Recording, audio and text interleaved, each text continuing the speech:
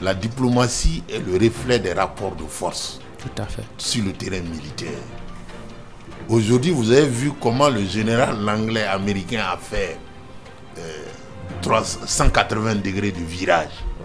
Bonjour l'Afrique, bonjour les Africains, messieurs, dames, bonjour et bienvenue à votre émission Regard sur l'avenir. Et Bamako, ce n'est pas n'importe où pour le Burkina Faso, pour le Niger et pour l'AES. Bamako, c'est en entendant la capitale de l'AES. C'est là où se trouve effectivement le président en exercice de l'AES. Et c'est la CEDEAO qui, unilatéralement, après effectivement le 29 janvier, a décidé d'une extension de 6 mois, qui se déplace pour dire 3 choses. La première des choses, c'est qu'écoutez, nous travaillons et nous sommes venus ici sous la directive de la conférence des chefs d'État. Deuxièmement, pour dire effectivement comment c'est important. Et deuxièmement, en fait, nous voulons mettre en marche le processus qui va consacrer les acquis.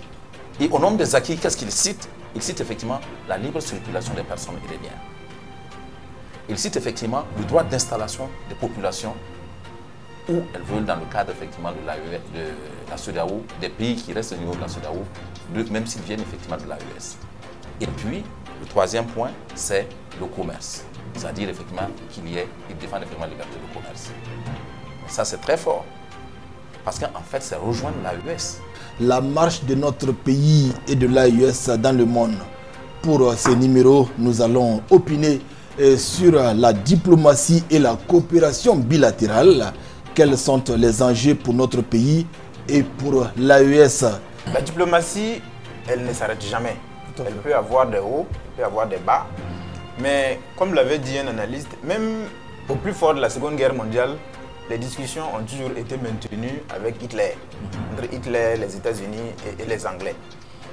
Il n'y a que à partir de la guerre en Ukraine qu'une certaine partie du monde, imbue d'une certaine idéologie suprématiste, a voulu couper toute discussion avec la Russie. Et la même chose s'est répétée avec l'AES. Avec l'avènement des 3 pays de l'AES, d'autres ont considéré qu'il y avait un camp du bien, qui étaient eux, ceux qui voulaient à tout prix singer le modèle occidental. Et le camp du mal, c'est tous ceux qui voulaient réfléchir un modèle original du monde, un modèle souverain. Vous savez que l'AES a ce qu'on appelle le principe premier, la fédération. Mais on est en train d'aller petit à petit. Maintenant, dans ce processus, pour arriver à la fédération, vous allez vous rendre compte que nous sommes d'abord à l'étape de confédération.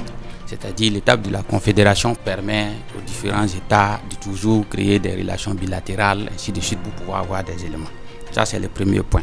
Donc, étant donné que nous sommes dans un processus de souveraineté très affirmé et affiché, étant donné aussi qu'il y a des intérêts qui sont en jeu, il faut se rendre compte que lorsque les gars mettent la pression sur le terrain militaire et que ça ne donne pas le résultat qu'ils désirent, ils virent sur le terrain diplomatique. C'est ce que vous voyez dans ces 2 temps.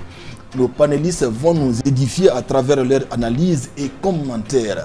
Avec nous ce matin, Alouna Traoré, militant et témoin vivant de la révolution d'août 83. Gervais Nadambega, consultant en développement social et très alerte sur les questions géopolitiques et géostratégie.